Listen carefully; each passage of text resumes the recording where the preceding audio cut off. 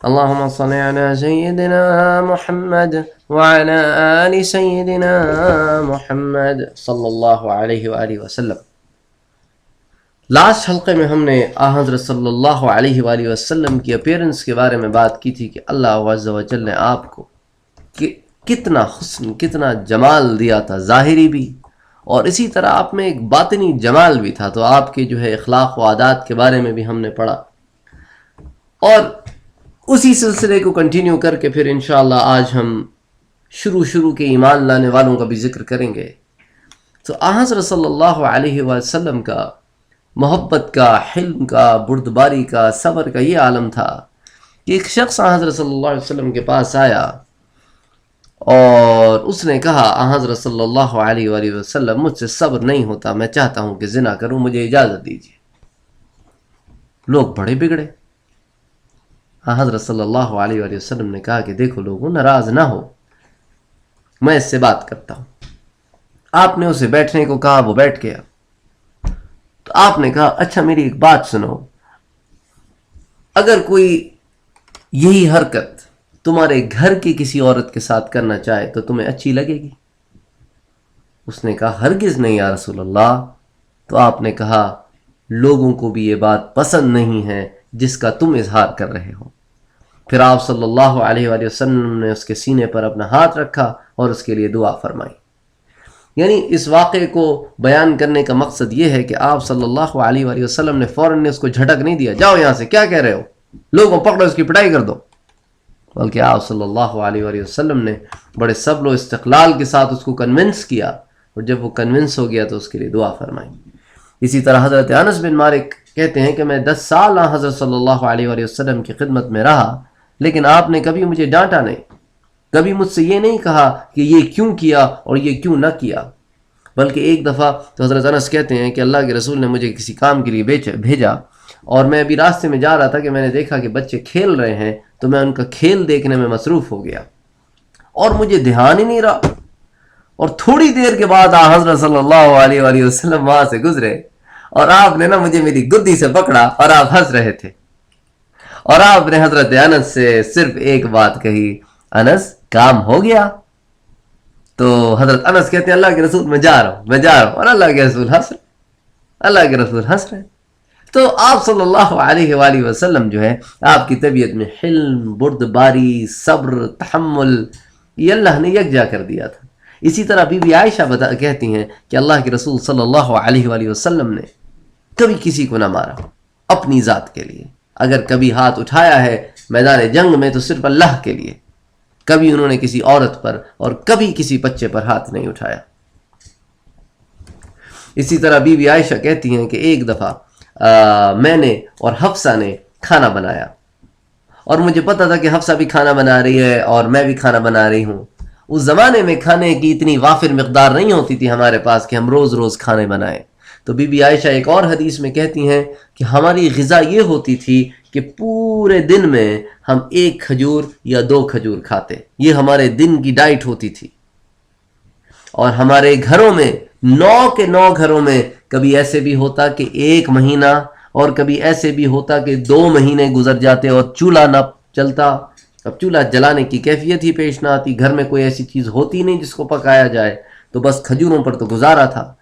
تو وہ کہتی ہیں کہ میں اور حفصہ ہم دونوں نے ایک ہی روز کھانا بنانا شروع کیا کہ ہم حضرت صلی اللہ علیہ وسلم کی خدمت میں پیش کریں۔ مجھے یہ تھا کہ میں حفصہ سے پہل کر جاؤں اور حضرت کے سامنے پہلے میری ڈش پیش ہو، لیکن اتفاق کی بات یہ ہوئی کہ حفصہ کی ڈش پہلے آ گئی۔ تو میں نے اپنی نوکرانی سے کہا کہ یہ ڈش تم لے کے جاؤ گی نا تو ایسے کٹورا جو ہے نا ایسے اڈل دینا، یہ اڈ لو گی تو سالن زمین پہ گر جائے گا۔ بی بی عائشہ بھی تو بچی ہی تھی نا اس وقت، she was a teenager۔ تو اور 100 گھروں میں تو ہوتا ہے کبھی ایسے بھی، تو اس میں ایسی کوئی مذائقے کی مطلب ایسی کوئی برا ماننے والی بات تو ہے نہیں۔ لیکن حضرت صلی اللہ علیہ وسلم کے سامنے جب یہ حادثہ پیش آیا تو اس کے اندر جب نوکرانی نے ایسے الٹانا تو وہ گر کے ٹوٹ گیا برتن۔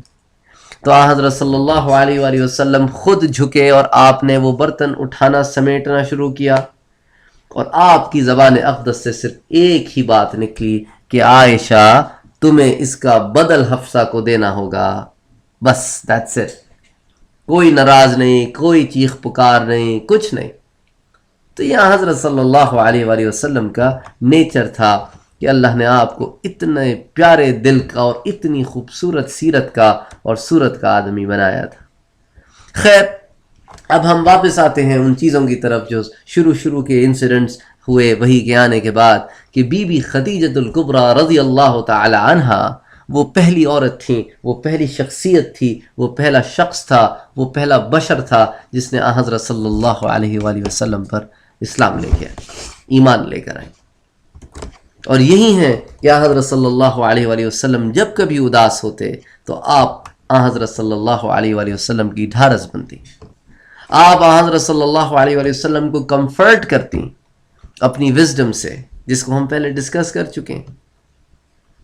تو ایک بیوی کا اور ایک میاں کا رول حضرت صلی اللہ علیہ وآلہ وسلم کی زندگی سے اتنا ہم اخذ کر کے اپنی زندگیوں میں امپلیمنٹ کر سکتے ہیں اپنے گھروں کو بہتر بنانے کے لیے، کہ جس کی کوئی انتہا نہیں. ہم آنے والے دروس میں کہ جب مکی زندگی کا آخر اور انشاءاللہ مدنی زندگی میں بھی حضرت صلی اللہ علیہ وآلہ وسلم کے گھر کے معاملات پہ جب غور کریں گے تو انشاءاللہ ایسی باتیں سامنے آتی ہیں کہ ہم کہتے ہیں کہ ہم کتنے دور ہیں اس پریکٹیکل اسلام سے جو حضرت صلی اللہ علیہ وآلہ وسلم لے کر آئے. ہم اپنے گھروں کو، اپنے آپ کو، اپنے بچوں کو سنوار سکتے ہیں، اچھا انسان بنا سکتے ہیں، ایک اچھا معاشرہ پیدا کر سکتے ہیں. میاں بیوی کا آپس میں محبت، آپس میں ایک دوسرے کے ساتھ سلوک، صرف یہی نہیں کہ میاں پہ ساری ذمہ داری ہے کہ وہ محبت کرے بیوی سے، بیوی کی بھی ذمہ داری ہے کہ وہ میاں سے محبت کرے، کیونکہ جو تالی ہے وہ دو ہاتھ سے بچتی ہے. بیوی کا صرف یہ کام نہیں ہے کہ وہ گھر میں کھانا بنائے اور گھر کو صاف کرے اور بچوں کی پرورش کرے، بلکہ اس کے اور بھی حقوق ہیں جو میاں کے ذمے ہیں، اسی طرح میاں کے بھی حقوق ہیں جو بیوی کے ذمے ہیں. تو ایک باہمی تعلق ہے. انشاءاللہ اس تعلق پر ہم بعد میں مدنی زندگی میں اور ڈیٹیل میں بات کریں گے. لیکن حضرت صلی اللہ علیہ وآلہ وسلم پر پہلے ایمان لانے والی شخصیت بی بی خدیجۃ الکبریٰ رضی اللہ تعالی عنہا کی شخصیت ہے. جہاں تک حضرت صلی اللہ علیہ وآلہ وسلم کی صاحبزادیوں کا سوال ہے تو اس بارے میں علماء مثال کے طور پہ علامہ حلبی لکھتے ہیں کہ حضرت صلی اللہ علیہ وآلہ وسلم نے اپنی زندگی میں بھی کبھی بت پرستی نہ کی، اور آپ کے گھر میں جو غلام آیا زید، اس کو بھی آپ نے کبھی بت پرستی نہ کرنے دی. یعنی حضرت زید بن حارثہ کہتے ہیں کہ ابھی حضرت نبی بھی نہیں بنے تھے اور ہم طواف کر رہے تھے تو میں نے دیکھا کہ لوگ صفا مروہ کے پاس جب سعی کرتے ہیں تو صفا کے اوپر اور مروہ کے اوپر یہ اصاف اور نائلہ کے بت رکھے تھے، تو جب وہ یہاں جاتے تو اس کو چومتے اور جب وہ ادھر دوسری طرف جاتے تو دوسرے کو چومتے. تو اب میں نے بھی چاہا کہ میں ایسے کروں، تو جیسے ہی میں نے کرنا چاہا تو اللہ کے رسول صلی اللہ علیہ وسلم نے میرا ہاتھ پکڑ لیا، مجھے منع فرمایا کہ نہ ایسا نہ کرو، بتوں کو چومو چاٹو نہ. لیکن وہ کہتے ہیں اس میں اتنا اٹریکشن مجھے محسوس ہوا کہ بچہ تھا میں کہتا آخر ہوتا کیا ہے، ایک ڈر تھا نا کہ چھوں گا تو کیا ہوگا. تو میں پھر کوشش کی، پھر حضرت صلی اللہ علیہ وسلم نے بس میرا ہاتھ پکڑ لیا. پھر اس کے بعد جب حضرت صلی اللہ علیہ وسلم نے دوسری دفعہ میرا ہاتھ پکڑا تو پھر میں نے کبھی بتوں کا رخ نہ کیا. یا حضرت صلی اللہ علیہ وسلم نے اپنے غلاموں کو بھی کبھی ایسے نہ کرنے دیا. اچھا، حضرت زید بن حارثہ بی بی خدیجہ کے پاس آئے کچھ اس طرح کہ یہ کسی غلام خاندان کے بچے نہیں تھے، بلکہ اپنی والدہ کے ساتھ ان کے میکے جا رہے تھے راستے میں، کہ خیمے کے باہر کھیل رہے تھے. ان کو کچھ اٹھائے گیروں نے اٹھا لیا اور اغوا کر کے لے گئے. اور عکاس کا جو میلہ لگتا تھا جس کے بارے میں ہم پہلے پڑھ چکے ہیں، جو نارتھ میں لگتا تھا شہر طائف کے ایک میدان تھا بہت بڑا، اس میں بیچ دیا. وہاں بی بی خدیجہ کے بھتیجے حکیم ابن حزام نے ان کو خریدا اور مکے لا کے اپنی پھوپھی کو گفٹ کر دیا. اس زمانے میں اس کو کہتے تھے حبا کر دیا، یعنی کہ گفٹ کر دیا. اور پھر بی بی خدیجہ نے غلام حضرت صلی اللہ علیہ وآلہ وسلم کو دے دیا کہ یہ آپ کی خدمت کرے گا اور آپ کے ساتھ رہے گا. تو یوں حضرت زید بن حارثہ رضی اللہ تعالی عنہ حضرت صلی اللہ علیہ وآلہ وسلم کی خدمت میں حاضر ہوئے اور اس طرح آپ کے ساتھ رہنے لگے. تو حضرت صلی اللہ علیہ وآلہ وسلم نے جب اپنے غلاموں کو ایسے نہ کرنا دیا تو آپ کو کیا خیال ہے اپنی بیٹیوں کو کرنے دیا ہوگا؟ تو اسی لیے علماء لکھتے ہیں کہ حضرت خدیجۃ الکبریٰ وہ پہلی مخلوق ہیں جو شرک کے بعد مسلمان ہوئیں. یعنی کہ پہلے مشرکہ تھیں جب پہلے شوہروں کے ساتھ تھیں، پھر بعد میں حضرت صلی اللہ علیہ وسلم جب مسلمان ہوئے تو آپ کے ساتھ مسلمان ہو گئی. حضرت کی صاحبزادیوں نے یعنی بیٹیوں نے کبھی شرک نہیں کیا. تو یہ علماء جو ہے اس بات کی دلیل جمع کرتے ہیں. ابن اسحاق سے روایت ہے کہ حضرت خدیجہ وہ پہلی خاتون ہیں جو اللہ اور اس کے رسول پر ایمان لائیں اور اللہ کی طرف سے جو کچھ حضرت لے کر آئے اس کی تصدیق کی. مشرکین کی طرف سے حضرت کو بھی صدمہ اور تکلیف پہنچتی تو حضرت گھر واپس آ کر جب اس کا حضرت خدیجہ سے ذکر فرماتے تو وہ آپ کو تسلی دیتی اور اس طرح اللہ تعالیٰ ان کے ذریعے حضرت صلی اللہ علیہ وآلہ وسلم کے دل سے صدمہ اور غم دور فرما دیتا.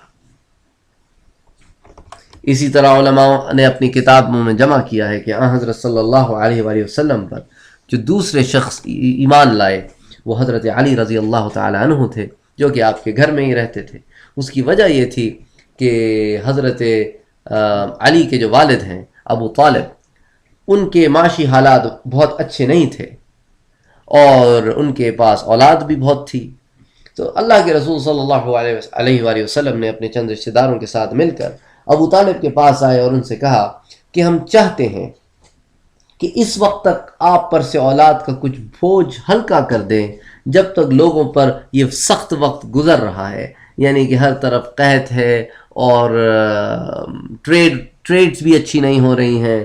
تو جب تک ایسے معاملات ہوں تو ہم ایسا کرتے ہیں کہ آپ کے بچوں کو نا ہم اپنے گھروں میں بانٹ لیتے ہیں کہ وہ کھائیں گے پئیں گے سب کچھ ہمارے پاس کریں گے، بے شک سونے کے لیے آپ کے پاس آ جائیں. تو ابو طالب نے جواب دیا کہ تم عقیل کو چھوڑ کر اور ایک قول کے مطابق جو ان کا سب سے بڑا بیٹا تھا طالب، کہتے ہیں طالب کو چھوڑ کر میرے پاس سے جس کو چاہے لے جاؤ. تو چنانچہ حضرت صلی اللہ علیہ وآلہ وسلم نے حضرت علی کو لے لیا اور انہیں اپنے پاس رکھ لیا اور حضرت عباس نے جعفر کو لے لیا اور انہیں اپنے پاس رکھ لیا. عقیل اور طالب کو انہوں نے ابو طالب کے پاس ہی چھوڑ دیا. اس کے بعد سے حضرت صلی اللہ علیہ وآلہ وسلم کے پاس ہی حضرت علی رہا کرتے تھے. تو جب اسلام لائے حضرت علی رضی اللہ تعالی عنہ تو آپ بالغ نہ تھے بلکہ آپ بچے ہی تھے. علماء کہتے ہیں آپ کی عمر کوئی 8 سال کی ہوگی یا 10 سال کی ہوگی، لیکن اس سے زیادہ کے نہ تھے. علامہ زمخشری اپنی کتاب خصائص عشرہ میں یہ بھی لکھتے ہیں کہ حضرت صلی اللہ علیہ وآلہ وسلم نے ہی حضرت علی کا نام بھی رکھا تھا. حضرت علی رضی اللہ تعالی عنہ اپنے بھائیوں میں سب سے چھوٹے تھے. ان سے بڑے بھائی جعفر تھے جو ان سے 10 سال بڑے تھے، اور جعفر سے بڑے بھائی عقیل تھے جو جعفر سے 10 سال بڑے تھے، اور سب سے بڑے بھائی طالب تھے جو عقیل سے 10 سال بڑے تھے. تو سارے بھائیوں میں 10 سال کا فرق تھا. حضرت علی رضی اللہ تعالی عنہ کے مسلمان ہونے کا جو واقعہ ہے اس میں علماء لکھتے ہیں کہ ایک روز وہ حضرت صلی اللہ علیہ وآلہ وسلم کے پاس گئے. اس وقت آپ صلی اللہ علیہ وآلہ وسلم اور بیوی خدیجہ ساتھ تھیں اور آپ لوگ چھپ کر نماز ادا کر رہے تھے. تو حضرت علی جب داخل ہوئے تو انہوں نے کہا کہ یار یہ بات تو کچھ نئی معلوم ہوتی ہے. تو فوراً پوچھا کہ یہ کیا ہے؟ حضرت نے فرمایا یہ وہ دین ہے جس کو اللہ نے اپنے لیے پسند کیا اور جس کے لیے اللہ نے اپنے پیغمبر بھیجے ہیں. میں تمہیں بھی اس خدا کی طرف بلاتا ہوں جو تنہا ہے جس کا کوئی شریک نہیں. میں تمہیں اسی خدا کی عبادت کی طرف بلاتا ہوں اور لات و عزا بتوں کو کفر جاننے کے لیے کہتا ہوں. حضرت علی نے جب یہ بات سنی تو کہنے لگے کہ یہ تو کوئی ایک نئی بات مجھے معلوم ہوتی ہے جو میں نے آج سے پہلے کبھی نہیں سنی. میں اپنے ابا سے پوچھ کر پھر آپ کو جواب دوں گا. حضرت ابھی چاہتے نہ تھے کہ یہ بات لیک آؤٹ ہو، آپ اس کو ابھی مخفی رکھنا چاہتے تھے اور اللہ کی طرف سے بھی کوئی ایسا حکم نہیں ہوا تھا. تو آپ نے فرمایا اگر تم مسلمان نہیں ہونا چاہتے تو تمہاری مرضی ہے، لیکن میں چاہتا ہوں کہ ابھی تم اس بات کو چھپائے رکھو. حضرت علی نے کہا کہ میں نے سوچا کہ یار اس بات پر تو میں خود بھی سوچ سکتا ہوں. اگر اللہ کے رسول چاہتے ہیں کہ میں چھپاؤں تو میں چھپاؤں گا، لیکن میں سوچوں گا ضرور اس بات پر. تو وہ چنانچہ کہتے ہیں کہ میں اس پر سوچتا رہا اور میں نے ساری رات گزار دی. آخر اللہ نے میرے لیے بھی ہدایت کا فیصلہ فرمایا اور صبح کو میں حضرت کے پاس حاضر ہوا اور میں مسلمان ہو گیا. اور علماء اپنی کتابوں میں یہ بھی لکھتے ہیں کہ حضرت ختیجہ کے ساتھ حضرت کی نماز کا یہ دوسرا یعنی منگل کا روز تھا، کیونکہ پہلی نماز جو حضرت نے اور بی بی ختیجہ نے ساتھ پڑھی وہ پیر کے دن پڑھی، تو پیر کے دن پہلی نماز پڑھی، منگل کے دن دوسری نماز پڑھی، اور حضرت علی رضی اللہ تعالی عنہ جو ہے وہ بدھ کے روز اسلام لائے۔ اور حضرت علی رضی اللہ تعالی عنہ ان لوگوں میں سے ہیں کہ جنہوں نے ایام جاہلیت میں بھی کبھی کفر نہ کیا اور کبھی شرک نہ کیا۔ حضرت صلی اللہ علیہ وآلہ وسلم کے ساتھ رہتے تو حضرت صلی اللہ علیہ وآلہ وسلم تو اس زمانے میں بھی اپنے گھر کے لوگوں کو شرک سے باز رکھتے تھے، تو حضرت علی رضی اللہ تعالی عنہ نے جب یہاں پرورش پائی تو شرک سے محفوظ رہے اللہ کے حکم سے۔ تو چنانچہ جب نماز کا وقت ہوتا تو حضرت صلی اللہ علیہ وآلہ وسلم اور حضرت علی اپنی قوم سے چھپ کر مکے کی گھاٹیوں میں تشریف لے جاتے اور وہاں نماز پڑھتے،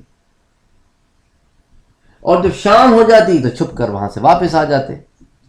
پھر ایک روز ابو طالب کو جب اس بات کی خبر ہوئی تو انہوں نے دونوں کو اس مقام پر دیکھا، اس کو کہتے ہیں نخلا کیا ایک مقام تھا جہاں پر جا کر یہ نماز پڑھتے تھے۔ تو انہوں نے حضرت صلی اللہ علیہ وآلہ وسلم کے پاس جا کر کہا کہ بھتیجے، یہ میں کیا دیکھ رہا ہوں، تم ایک الگ طریقے سے عبادت کرتے ہو، یہ کیا دین ہے؟ آپ نے فرمایا یہ اللہ کا دین ہے، اس کے فرشتوں، اس کے رسولوں اور ہمارے باپ ابراہیم علیہ السلام کا دین ہے۔ مجھے اللہ نے اس دین کا پیغمبر بنا کر اپنے بندوں کی طرف بھیجا ہے، آپ اس بات کے سب سے زیادہ حقدار ہیں کہ میں آپ کو بھی اس راہ حق کی طرف بلاؤں۔ ابو طالب نے یہ سن کر کہا کہ میں خود اپنے باپ دادا کا وہ دین نہیں چھوڑ سکتا جس پر وہ چلتے رہے ہیں۔ جو تم کہہ رہے ہو اس میں کوئی حرج نہیں ہے، مگر میں خدا کی قسم اپنے دین کو چھوڑ نہیں سکتا۔ اسی طرح انہوں نے اپنے بیٹے جعفر کو حکم دیا کہ اپنے چچا زاد بھائی کے برابر کھڑے ہو کر تم بھی نماز پڑھو۔ چنانچہ حضرت جعفر بھی حضرت کی بائیں جانب کھڑے ہو گئے، کیونکہ حضرت علی دائیں جانب کھڑے تھے، اور تھوڑے عرصے کے بعد حضرت جعفر بھی مسلمان ہو گئے۔ اسی طرح حضرت علی کے ایک اور بھائی عقیل جن کا ہم ذکر کر چکے ہیں وہ بھی مسلمان ہوئے۔ البتہ ان کے جو سب سے بڑے بھائی طالب تھے ان کے بارے میں کچھ معلوم نہیں، لیکن علماء نے اپنی کتابوں میں لکھا ہے کہ ان پر شاید جن کا اثر ہوا اور وہ اسی جنون کی کیفیت میں کہیں چلے گئے، جس کے بعد ان کے بارے میں کوئی زیادہ حالات ہم کو معلوم نہیں۔ حدیث میں آتا ہے کہ جب حضرت عقیل مسلمان ہوئے تو حضرت نے ان سے فرمایا کہ اے ابو یزید، مجھے تم سے دو وجہوں سے محبت ہے، ایک اس لیے کہ تم میرے قریبی رشتہ دار یعنی میرے چچا کے بیٹے ہو، اور دوسرے اس لیے کہ ابو طالب بھی تمہیں بہت چاہتے تھے۔ اور یہ حضرت عقیل رضی اللہ تعالی عنہ بہت ہی ذہین اور بے حد حاضر جواب آدمی تھے، اور حضرت عقیل رضی اللہ تعالی عنہ کا انتقال حضرت امیر معاویہ رضی اللہ تعالی عنہ کے دور حکومت میں، دور خلافت میں ہوا۔ اسی طرح ایک بڑا انٹرسٹنگ واقعہ جو پیش آیا وہ ہے عفیف کندی کا واقعہ۔ عفیف کندی روایت کرتے ہیں کہ میں ایک تاجر تھا اور ایک دفعہ حج کے معاملے میں مکہ گیا، تو حضرت عباس بن عبد المطلب جو ہیں وہ میرے بہت اچھے دوست تھے، کیونکہ ہم لوگ آپس میں خرید و فروخت کیا کرتے تھے۔ وہ اکثر یمن سے عطر لایا کرتے تھے اور میں ان سے عطر خریدا کرتا تھا۔ تو ایک روز میں عباس کے ساتھ بیٹھا ہوا تھا مینا کے میدان میں، تو میں نے دیکھا کہ مینا کے خیمے میں سے ایک نوجوان نکلا، کہ ابھی سورج غروب نہیں ہوا تھا، لیکن وہ نکلا اپنے خیمے میں سے اور اس نے سورج کی طرف دیکھا۔ جب اس نے دیکھ لیا کہ سورج مغرب کی طرف سے کچھ جھک گیا تو اس نے بہت اہتمام کے ساتھ وضو کیا اور پھر نماز پڑھنے کھڑا ہو گیا۔ اس کے بعد ایک لڑکا نکلا جو ابھی بالغ نہیں ہوا تھا لیکن بلاغت کے قریب تھا، اس نے بھی وضو کیا اور اس نوجوان کے برابر کھڑا ہو گیا، اور نوجوان آگے کھڑا ہے اور لڑکا اس کی دائیں طرف کھڑا ہے۔ اس کے بعد ایک عورت نکلی اور وہ ان دونوں کے پیچھے کھڑی ہو گئی۔ اس کے بعد اس نوجوان نے رکوع کیا تو اس لڑکے اور عورت نے بھی رکوع کیا، پھر اس نوجوان نے سجدہ کیا تو اس لڑکے اور عورت نے بھی سجدہ کیا۔ میں یہ منظر دیکھ کر بڑا حیران ہو رہا تھا۔ میں نے عباس سے پوچھا، عباس یہ کیا ہے، ما ھذا؟ تو عباس نے کہا کہ یہ جو آگے کھڑا ہے نا لڑکا، یہ میرے بھائی عبداللہ کا بیٹا ہے، اس کا نام محمد ہے، اور یہ دعویٰ دیتا ہے اور یہ دعویٰ کرتا ہے کہ اللہ کا نبی ہے، اللہ نے اسے مبعوث فرمایا ہے۔ اور اس کی جو دائیں طرف کھڑا ہے نا، یہ بھی میرے بھائی کا بیٹا ہے، اس کے باپ کا نام ہے ابو طالب اور اس کا نام ہے علی، اور یہ جو عورت پیچھے کھڑی ہے نا، یہ محمد مصطفیٰ کی بیوی ہے اور اس کا نام ہے خدیجہ۔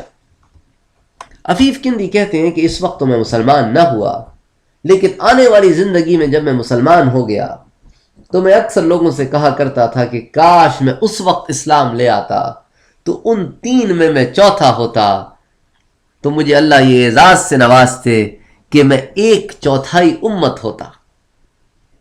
اللہ اکبر، یہ تو سوچ کی بات ہے نا۔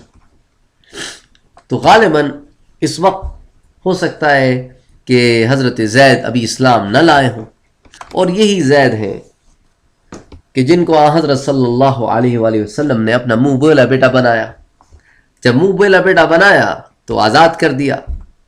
حضرت زید کے بارے میں ایک روایت آتی ہے کہ ان کی قوم کے کچھ لوگ حج کرنے کے لیے مکے آئے، تو انہوں نے دیکھا زید کو تو فوراً پہچان لیا، لیکن خود کوئی کارروائی نہ کی، بلکہ واپس جا کر زید کے باپ کو اطلاع دی، ان کے چچا کو اطلاع دی، اور باپ اور چچا مل کر مکے آئے۔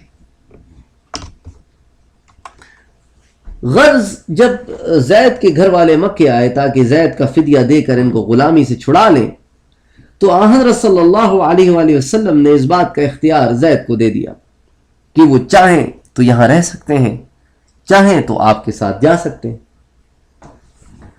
تو ان کے باپ اور چچا بہت خوش ہوئے کہ چلو اب تو معاملہ ہی حل ہو گیا، جب زید ہی کو اختیار دے دیا گیا ہے تو زید تو گھر ہی آئے گا۔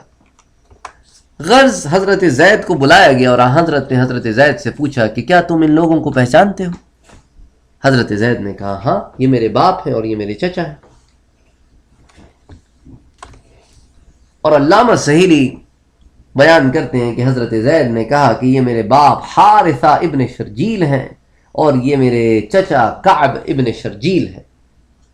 تو خیر بہرحال حضرت صلی اللہ علیہ وآلہ وسلم نے حضرت زید سے فرمایا جہاں تک میرا تعلق ہے تو تم مجھے اچھی طرح جانتے پہچانتے ہو اور میرے ساتھ رہ کر میرے طرز عمل کو بھی دیکھ چکے ہو، اس لیے اب یا تو تم مجھے چن لو یا ان دونوں کو چن لو، یہ اختیار میں آپ کو دیتا ہوں۔ اس پر حضرت زید نے کہا میں اپنے لیے آپ کے سوا ہرگز کسی کو نہیں چنوں گا، میرے لیے تو آپ ہی باپ ہیں اور آپ ہی چچا ہیں۔ اس پر دونوں نے زید سے کہا کہ زید تیرا دماغ خراب ہو گیا ہے، تو آزادی کو چھوڑ کر غلامی میں رہنا پسند کر رہا ہے۔ زید نے کہا ہاں، ان کے مقابلے میں ہر کسی کو ٹھکرا سکتا ہوں۔ اللہ اکبر۔ جب حضرت صلی اللہ علیہ وآلہ وسلم نے جب زید کی یہ بات سنی تو فوراً ان کو حجر اسود کے پاس لے گئے، اور حجر اسود کے پاس قریش بیٹھا کرتے تھے۔ وہاں پہنچ کر آپ نے فرمایا زید میرا بیٹا ہے، میں اس کا وارث ہوں اور یہ میرا وارث ہے۔ یاد رہے کہ یہ واقعہ اس ایام میں پیش آیا جب کفار مکہ منہ بولا بیٹا بنایا کرتے تھے، اور ابھی اسلام نے بھی اس بات کی ممانعت نہیں فرمائی تھی کہ منہ بولے بیٹے کو وراثت میں حق نہیں ہوتا۔